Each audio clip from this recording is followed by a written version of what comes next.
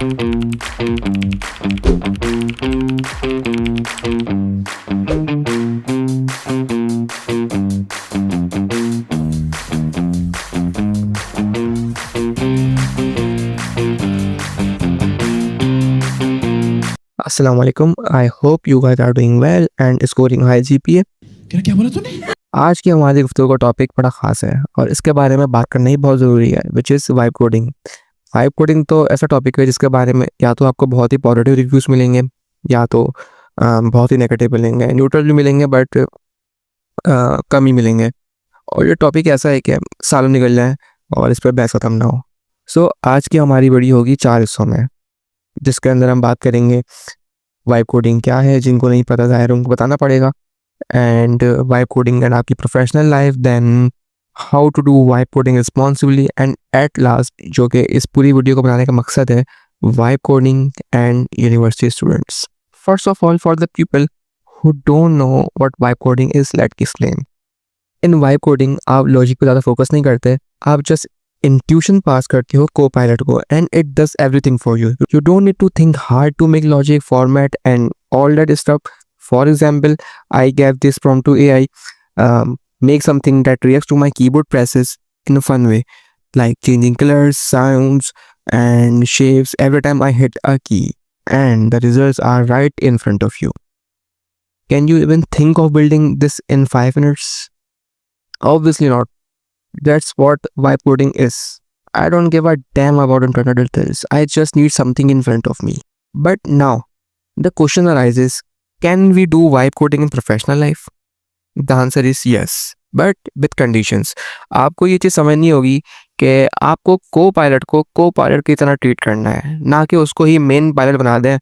Because AI की दुनिया की सबसे बड़ी प्रॉब्लम इस वक्त हेलुसिनेशन और कॉन्टेक्स्ट विंडो है, जिनके बारे में हम आगे बात करेंगे लाजमी। बट हेलुसिनेशन हम समझ लेते हैं इन वेरी सिंपल वर्ड्स कि आप AI कुछ भी कर देगा बिना सोचे समझे जो आपने उसको करने का बोला ही नहीं है। फॉर एग्जाम्पल, अगर आप कोई ऐसे प्रोजेक्ट में काम कर रहे हो जहाँ फंक्शनलिटी डिवाइडेड है बिटवीन डेवलपर्स और आपने अपनी फंक्शनलिटी को बनाते हुए दूसरे के कोड को डिस्टर्ब कर दिया, so it's gonna create problem. So how to do vibe code then?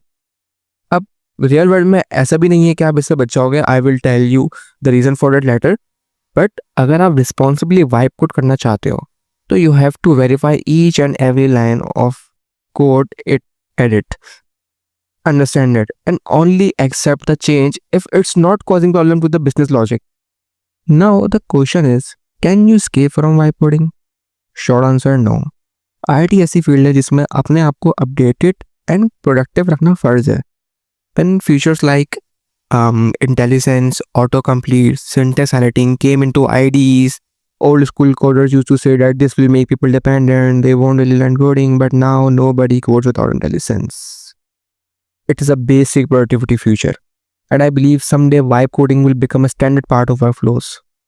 See, success in IT is about problem solving and creativity, not about कि आपने कितनी लाइन्स का कोड याद कर लिया। Obviously that's bullshit. आपको कोड याद करने पे ना ही कोई जॉब देगा, आपको कोड याद करने पे ना ही कोई अच्छे नंबर दे देगा। It totally depends upon your creativity, your logic building. And the reason for using these kind of tool is that development बहुत फास्ट हो चुकी है और जब से AI टूल्स आए, क्लाइंट की एक्सपेक्टेशन आसमान पे है। Specially in service based company, वो आपको प्लान बाय करके दे देते हैं कि वाइब कोडिंग टूल्स का, so that you can deliver things faster. अक्सर ऐसा होता है कि क्लाइंट बोलता है कि प्रोजेक्ट कंफर्म करने के लिए मुझे MVP चाहिए और अपने यूज़ केस के हिसाब से चाहिए और उसको अपने डेटा पे भी चाहिए, और वो MVP बिल्ड करने के लिए आपके पास जस्ट फ्यू आवर्स होते हैं। I work with 2 companies and literally I had to build MVPs in 2 to 3 hours, जिसमें रिक्वायरमेंट समझना भी शामिल है। Now how to do vibe coding? So there are some point जो कि वाइब कोडर्स फॉलो करते हैं। नंबर 1, गिव स्मॉलर टास्क और एडिट्स।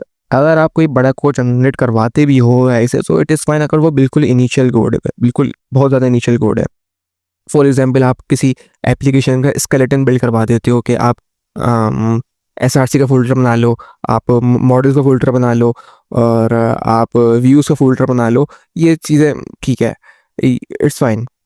बट कोई ऐसी हरकत बिल्कुल नहीं करनी कि आपने एक रॉम में बोल दिया कि हेयर आर 100 HTML फाइल्स, इसको आप टाइप स्क्रिप्ट में कन्वर्ट करने का बोल दिया आपने AI को, सो ऐसी गंदी हरकत बिल्कुल नहीं करनी, वरना बिल गेट्स आपके घर में घुस के आपको अवार्ड देके जाएगा। वेल डन, तालियां होनी चाहिए यार हमारे लिए। अरे हर गुनाह के पीछे शैतान नहीं होता। Number 2 is use version controlling, because if you are new to it or lazy enough to check before accepting the change, there are chances that you end up destroying the code base, especially in Python. Python में indent errors बहुत ज़्यादा आ जाएं तो आप समझ लें आपकी file ही corrupt है, और ऑब्वियसली आपने वाइप कोड किया है तो आपको कोड को समझना इज़ हेल। सो आपकी फाइल वेस्ट है बिल्कुल ही। सो आपके पास हमेशा लास्ट वर्किंग कोड का बैकअप होना ज़रूरी है जब भी आप एक न्यू चेंज इम्प्लीमेंट करने जाएं, बिकॉज AI बेस्ड IDEs जितनी भी होती हैं उनका जो रिवर्ट मैकेनिज्म होता है वो इतना अच्छा नहीं होता। अगर आपका कोड बेस बहुत ज़्यादा बड़ा हो गया तो रिवर्ट के अंदर बैंड होने ही होने। सो ऑब्वियसली जब आप छोटा चेंज करेंगे तो जो मेमोरी वो उसको होल्ड कर रहा है वो भी छोटी होगी, तो आपको कोई ज़्यादा मसला नहीं आएगा जब आप कोड रिवर्ट करोगे। नंबर 3, कीप बैकअप्स, बिकॉज यहाँ AI ने हेलुसिनेशन में कुछ किया और आपने ब्लाइंडली एक्सेप्ट कर दिया वो change, and for some reason you can't revert the code. ऐसा भी होता है कभी कभी, कर्सर पे तो बहुत ज़्यादा ही होता है कि आप भले रिवर्ट कर देते हो बट वो रिवर्ट नहीं होता क्योंकि मेमोरी ज़ाहिर है वहाँ से ख़त्म हो जाती है। सो बूम, खत्म,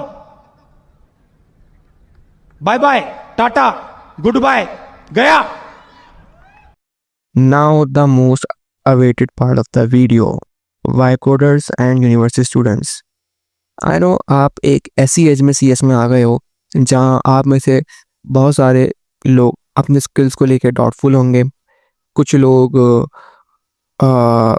some might have false confidence कि उनकी स्किल्स बहुत आई हैं, and some might be under confident, and trust me आप में से किसी की गलती नहीं है, गलती मेंटोरशिप की है जो आपको यूनी में कभी भी सही नहीं मिल सकती। They just want you like हम AI अटैक करके प्लैग लगा देंगे, and by the way that is another part of debate that they can never detect AI in code based assignments. But जब आप initial stages पे हो, for example courses like programming fundamentals, OOP, DSA, इसमें भी you should not stop yourself from using AI, but I encourage using it to not copy but to understand stuff more deeply that no teacher can explain it to you.